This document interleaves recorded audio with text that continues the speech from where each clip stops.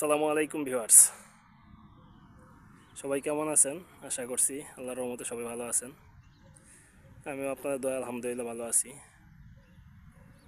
আজকে আপনাদের জন্য তিউনিসিয়া টু ইটালি যে পর্ব ছিল সেই পর্বের 5 নম্বর পর্ব নিয়ে আপনাদের মাঝে হাজির হলাম। এটা যে ভিউটা দেখতে পাচ্ছেন এটা হলো পালিনেরো শহরের সমুদ্রের ভিউ। এটা হলো পালিনেরো যে মেন শহর, এই যে আপনাদের দেখাচ্ছি, এটা হলো মেন শহর পালিনেরো। এই মেন শহরের পাশে যে সমুদ্র, সেই সমুদ্রের ভিউ হলো এটা। তাহলে চলেন শুরু করি। যারা এখন চ্যানেলটিকে সাবস্ক্রাইব করেননি তারা দয়া করে চ্যানেলটিকে সাবস্ক্রাইব করে পাশে থেকে বেল আইকনটি অন করে দিবেন, এবং যারা ইতিমধ্যে সাবস্ক্রাইব করেছেন সকলকে অসংখ্য ধন্যবাদ। তাহলে চলেন আমার জীবনে যেই কাহিনী গত পর্বে শেষ করেছিলাম সেখান থেকে শুরু করি। কীভাবে তিউনিসিয়া থেকে ইটালি আসলাম, আলজেরিয়ার মাটিতে আমার সাথে কী কী হয়েছিল। তাহলে চলেন শুরু করি।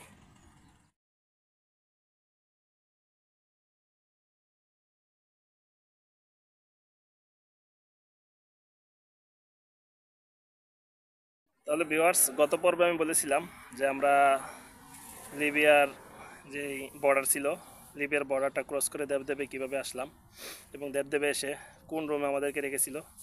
বলেছিলাম যে একটা কিচেন রুম, ছোট্ট একটা কিচেন রুম, সেই কিচেন রুমে বাঙালি 11 জন থাকতে দিয়েছিল।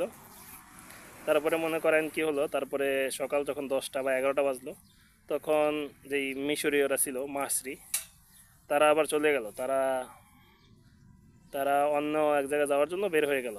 সেই জায়গাটার নাম হলো এ ভাই দেবদেবের তো জানি কই নেই, অরগালা। দেবদেব থেকে মনে করেন যে অরগালা যাওয়ার জন্য তারা বের হলো। তারা বের হওয়ার পর মনে করেন ওই রুমটা খালি হলো। তারপরে আমরা ওই একটা রুমে গেলাম, ওই রুমটা একটু থাকার যোগ্য ছিল। সেই রুমে আমরা মনে করেন 4-5 দিন ছিলাম। এই 4-5 দিনের ভিতরে মনে করেন যে আমাদের 2 বেলা করে খাবার দিত। তো এমন খাবার দিত মনে করেন যে একজনের খাবার ভাগ করে 4 জনের খাইতে হইতো। একজনের খাবার 4 জনের খাইতে হইতো।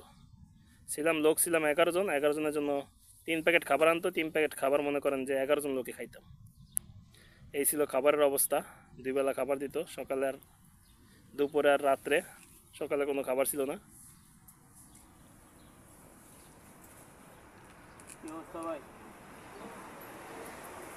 তারপরে 4 দিন পরে আমাদের জন্য অরগালার জন্য গাড়ি আসলো, অরগালা নেওয়ার জন্য গাড়ি আসলো। অরগালা নেওয়ার জন্য গাড়ি আসছে আমাদের জন্য সন্ধ্যার সময়। আমাদের বলেছিল যে রাত 9টা-10টার দিকে বের করা হবে, কিন্তু আমাদেরকে বের করলো হলো রাত 3টার সময়। এবং সেই দিন মনে করেন যে আমরা দুপুরবেলা যে খাইছি, সেই দুপুর থেকে খাইছি। তারপরে মনে করেন যে আর কোনো খাবার দেয় নাই, রাত্রে কোনো খাবার দেয় নাই।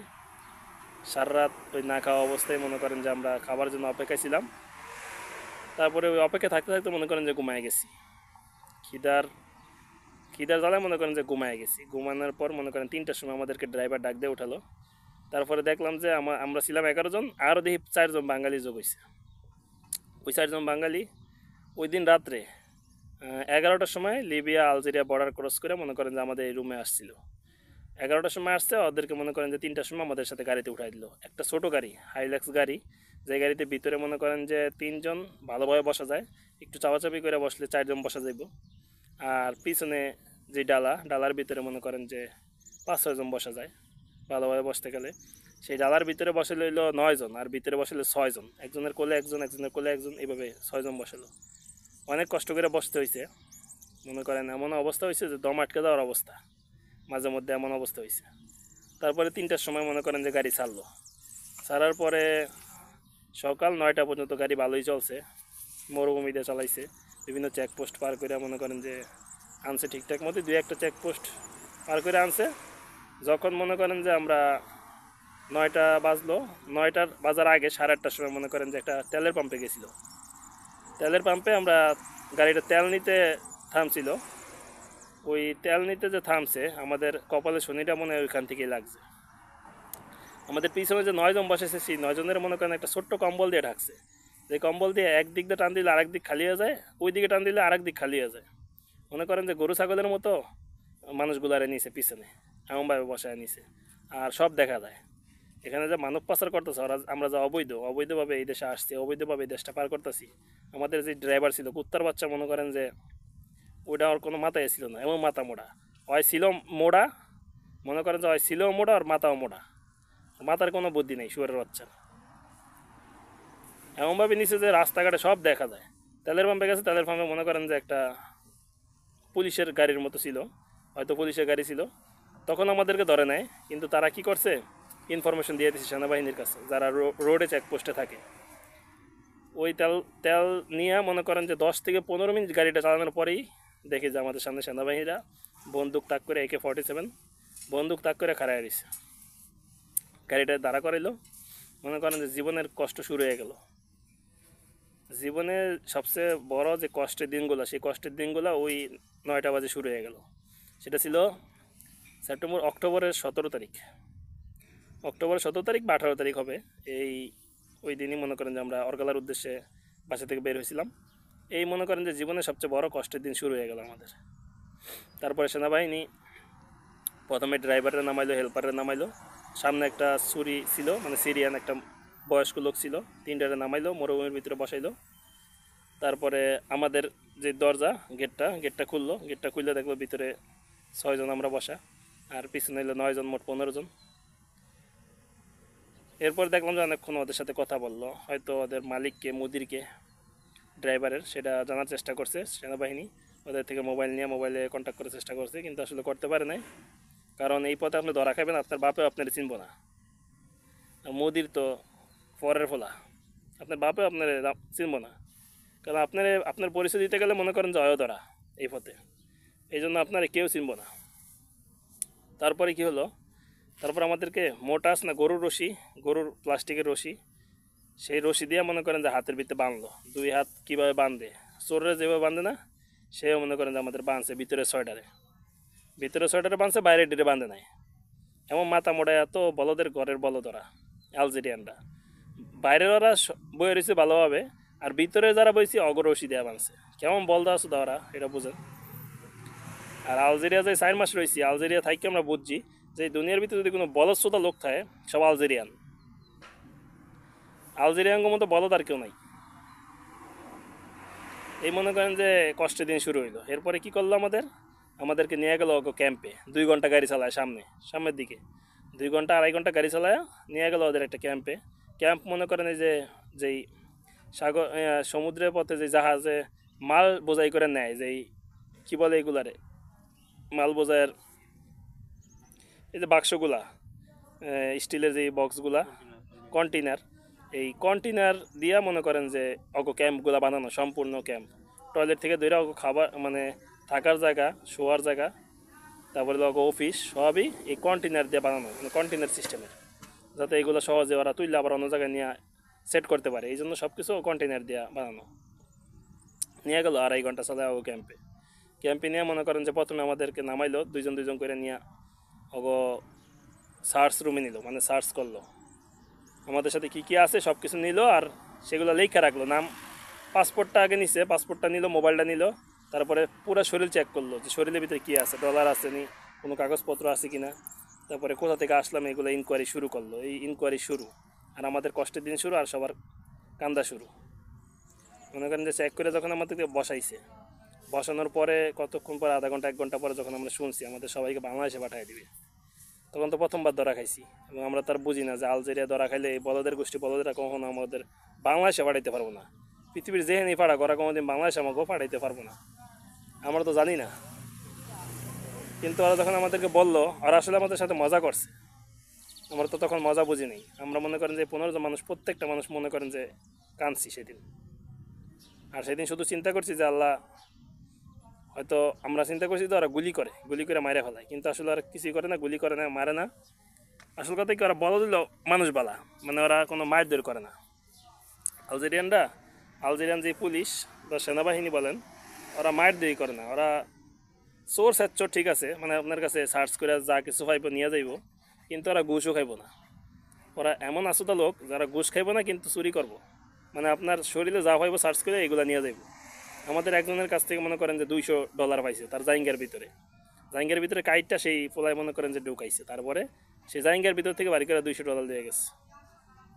আমাদের কাছেও ছিল, কিন্তু আমরা এমন জায়গায় রাখছি মনে করেন যে সেই জায়গার তারা খুঁজে পায় নাই। আপনার প্যান্টের যে চেন, সেই চেনের মনে করেন যে 2টা পার্ট থাকে। চেনের উপরে কাপড় যে 2টা পার্ট থাকে, একটা নিচে আর একটা, সেই নিচের পার্টটার নিচের সাইডে মনে করেন যে একটু জায়গা কাইটা সেই জায়গার ভিতরে মনে করেন যে ঢুকায় রাখছে ডলার, চিকন করে মনে করেন যে বাস করে, সেখানে তারা পায় নাই। আর ওরা বা জায়গা খুললা পণ্য চেক করছে। তাহলে বুঝেন কীভাবে ওরা চেক করে টাকার জন্য, ডলারের জন্য। আর প্রথমে যে আমাদের যে ক্যাম্পে নিয়ে আমাদের চেক করে যে আমাদের ডলার রাখছে, যারা ডলার দিছে ডলার রাখছে, আমি ডলার দিই নাই বা অনেকেই ডলার দেয় নাই। আমাদের মোবাইলটা আগে নিছে আর পাসপোর্টটা আগে নিছে। সেই মোবাইলটা মনে করেন যে আর আমরা পাই নাই, আমরা ডলারগুলো পাই নাই, কিচ্ছু পাই নাই। ওরা বলছিল যে আমাদেরকে দিয়ে দিবে, আমরা যে পরবর্তী ক্যাম্পে যাব বা আমাদের যখন ছাড়া হবে, যখন আমাদের দেশে পাঠিয়ে দেওয়া হবে, তখন আমাদেরকে সব দিয়ে দিবে। কিন্তু আসলে তারা পরবর্তীতে আমরা কিচ্ছু পাইনি। আমাদের ক্যাম্পে নিল, ক্যাম্পে নিয়ে ওই দিন রাত্রে রাখলো এবং ওই দিন রাত্রে আমাদের থেকে সকল তথ্য নিছে। কীভাবে আমরা আসলাম, কার মাধ্যমে আসছি, তারপরে হলো কত ডলার আমরা খরচ করছি, কোন পথে আসছি। আমরা আসলে সত্যি কথা কিছুই বলি নাই, মানে সত্যি কথা বলতে কি আমরা শুধু বলছি যে আমরা বর্ডার পার হয়ে আসছি, কিন্তু কার মাধ্যমে আসছি জিজ্ঞাসা করছে, আমরা বলছি যে আমরা কালো লোক আমাদের যে বর্ডার পার করে আসছে আমরা তাদের চিনি না। কত ডলার লাগছে, $10,000 লাগছে, কেউ বলছে $11,000 লাগছে, কেউ বলছে $12,000 লাগছে, এরকমভাবে বলছে। আর আমাদের নাম, ঠিকানা, বাবার নাম, মার নাম, স্ত্রীর নাম, সন্তান কয়জন, সব তথ্য নিছে। তারপরে কি করলো, তারপরে আমাদেরকে পরের দিন বুধবারে ধরা খাইছিলাম আমরা। তারপরে হলো বৃহস্পতিবার মনে করেন যে আমাদের সকালে ভোর 4টার দিকে বের করলো, রাত্রে ডাইকে উঠে হাত মুখ ধোয়া 4টার সময় বের করলো। আমরা মনে করেন যে আমাদের যে ব্যাগ ছিল, কাপড়ের ব্যাগ ছিল, সেই কাপড়ের ব্যাগটা পর্যন্ত আমাদের আনতে দেয় নাই। ওরা সব কিছু রেখে দিছে, আর ওরা আমাদের থেকে যা যা নিছে সেটা ওদের কাছে রাখছে, আমাদের দেয় নাই কিচ্ছু। বলছে পরে দিব, কিন্তু আসলে পরে কিছুই পাইনি। পরে কি করলো, আমাদেরকে কোর্টে তুললো। 4টার সময় বের করছে, প্রায় 7 থেকে 8 ঘন্টা সময় লাগছে ওই ওদের আরেকটা ক্যাম্পে যাইতে। ওইটা আসলে ক্যাম্প না, ওইটা থানা, মানে থানা সিস্টেমের। ওইখানে নিয়ে আমাদের হাতের ফিঙ্গার রাখলো। প্রথমে ডিজিটাল ফিঙ্গার নিছে, পরবর্তীতে মনে করেন যে এখানে হাতের ভিতরে কালো কালি বরায়া সেই কালির ছাপ রাখছে, হাতের ছাপ। তারপরে হইলো আপনারা ছবিতে দেখবেন, বলিউডের ছবিতে দেখবেন অপরাধীদের যেভাবে ছবি তুলে, এইভাবে সোজা কইরা, এইভাবে চাওয়া, এই মনে করেন যে যেইভাবে ছবি তুলে, বিভিন্ন সাইডের ছবি তুলবো, আপনার সোজা ছবি তুলবো, এই সাইডের ছবি তুলবো, এই সাইডের ছবি তুলবো, আপনার উচ্চতা মাপবো, ওজন মাপবো। এই মনে করেন যে আমরা হইলো মানে ওরা যেভাবে আমাদেরকে ছবি তুলছে, যেভাবে ফিঙ্গারপ্রিন্ট রাখছে, মনে হয় যে আমরা অগদেশে জঙ্গি হিসেবে ঢুকছে, অগদেশে বোমা হামলা করতে ঢুকছি আমরা। মানে আমরা হইলো আইএসের সদস্য, এমনভাবে মনে করেন যে ওরা আমাদেরকে ট্রিট করতেছে। তারপর কি করলো, ফিঙ্গারপ্রিন্ট নেওয়ার পরে আমাদেরকে কোর্টে তুললো। কোর্টে তোলার পরে আমাদের প্রত্যেকের নামের পাশে সাইন করাইলো, টিপ সই নিল। তারপরে কি করলো, তারপরে জজ আসলো, জজের পাশে আরও 2জন সহকারী জজ ছিল। জজের কাছে আমাদের আমরা যেই বয়ানটা দিয়েছিলাম আমরা, সেই বয়ানের কপিগুলো দিল, কাগজগুলো দিল। সেই বয়ানের কপি দেওয়ার পরে জজ আরবিতে কী বললো আমরা বুঝি নাই, পরবর্তীতে জিজ্ঞাসা করছি, পরবর্তীতে বললো যে আমাদেরকে মানে রিলিজ করে দিছে, মানে সেনাবাহিনীরা ইংলিশে বলছে, ট্রান্সলেশনে ওদের ভাষায়, মানে আমাদের রিলিজ করে দিছে। এটা শোনার পর আমরা একটু শান্তি পাইলাম যে আমাদের যেহেতু রিলিজ করছে আমাদের দেশে পাঠিয়ে দিব। তখন আমাদের চিন্তা ভাবনা আমরা বাংলাদেশে চলে আসতে পারবো, বাংলাদেশে পাঠিয়ে দিব। তখন আমরা জানি না যে ওরা ক্ষমতা নেই বাংলাদেশে পাঠিয়ে দিব।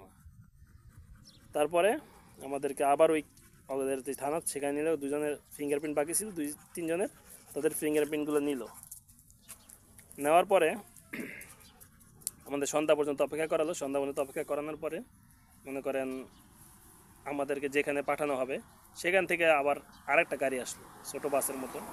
সেই ছোটো বাসে আমাদের উঠায়া আরও 3 ঘন্টা চালাইলো এবং সন্ধ্যার সময় আমাদের খাবার দিয়েছিল। সারাদিন পরে ওই সন্ধ্যার সময় আমাদের খাবার দিছে, আঙ্গুর ফল দিছে, কবজা দিছে, চিজ দিছে, তারপর বিস্কুট দিছে, এগুলো খাইলাম। খাওয়ার পরে আরও 3-3.5 ঘন্টা গাড়ি চালায়া আমাদেরকে নিয়ে আসলো ইলিজি শহর।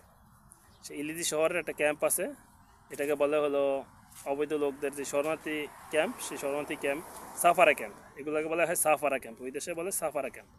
সেই সাফারা ক্যাম্পে নিয়ে আসলো। সাফারি ক্যাম্পে আইসাও শুনলাম আমাদের বাংলাদেশে পাঠাই দিব। এখানে পুলিশদেরকে আমরা জিগাইলাম, ওরা বলে বাংলাদেশে পাঠাই দিব। মানে কেউ আর বলে না যে বাংলাদেশে পাঠানোর কোনো সিস্টেম নেই। এটা আমরা পরবর্তীতে জানছি। তাহলে আমরা আমার সাফাদের ক্যাম্পে আসলাম, এখানে আবার চেক দিল আমাদেরকে। আবার চেক দিয়ে কী করলো, আবার এখানে মনে করেন যে যা যা আসিল, মানে আমরা যা যা রাখছিলাম ওই প্রথম চেক থেকে দ্বিতীয় চেকে ওইগুলো নিয়ে গেল সব। কিছু তো দিলই না, ওই দ্বিতীয় চেকে আবার নিয়ে গেল। কিন্তু আমার ডলার পায় নাই। ডলার এটা আমি মনে করেন যে একদম আলজেরিয়া পর্যন্ত নিয়ে আসছি, মানে তিউনিসিয়া পর্যন্ত নিয়ে আসছি। মানে যেখানে আমার খরচ করা দরকার আমি খরচ করতে পারছি। আমার ডলার ওরা এক ডলারও নিতে পারে না আল্লাহর রহমতে। আর অনেকের অনেক ডলার নিয়ে গেছিলো। আসলাম আমরা সাফারা ক্যাম্পে। তারপরে সাফারা ক্যাম্প থেকে আমাদের কি হলো, সাফারা ক্যাম্প থেকে আমাদের কোথায় পাঠালো, পরবর্তীতে আমি তো বলছি যে আমি 3বার ধরা খাইছি। এই তো প্রথমবার ধরার কাহিনী বললাম আপনাদেরকে। তাহলে পরবর্তীতে ইনশাল্লাহ পরবর্তী ভিডিওতে দ্বিতীয়বার এবং তৃতীয়বার কীভাবে ধরা খেলাম, কোন জায়গায় আমাদের পাঠাইলো, কী করলো, ইনশাল্লাহ সব কিছু বলার চেষ্টা করব। আমি ভিডিও বড় করব না। তাহলে আজকে এখানে বিদায় নিচ্ছি। সব ভালো থাকবেন, সুস্থ থাকবেন এবং আমার জন্য দোয়া করবেন। আমি আপনাদের জন্য দোয়া করি। যারা এখনও দুবাই, লিবিয়া, তিউনিসিয়া আটকা আছেন, আল্লাহ পাক যেন আপনাদেরকে সহি সালামতে আপনাদের গন্তব্যে পৌঁছায় দেয় ভাই। সবাই জন্য দোয়া করি এবং আমার জন্য দোয়া করবেন। আল্লাহ পাক যেন আমাকে সুস্থ রাখে, ভালো কিছু করার তৌফিক দান করে। তাহলে চ্যানেলটিকে যারা এখন সাবস্ক্রাইব করেনি তারা অবশ্যই চ্যানেলটিকে সাবস্ক্রাইব করে দিবেন। তাহলে আজকে বিদায় নিচ্ছি। আল্লাহ হাফেজ, আসসালামু আলাইকুম।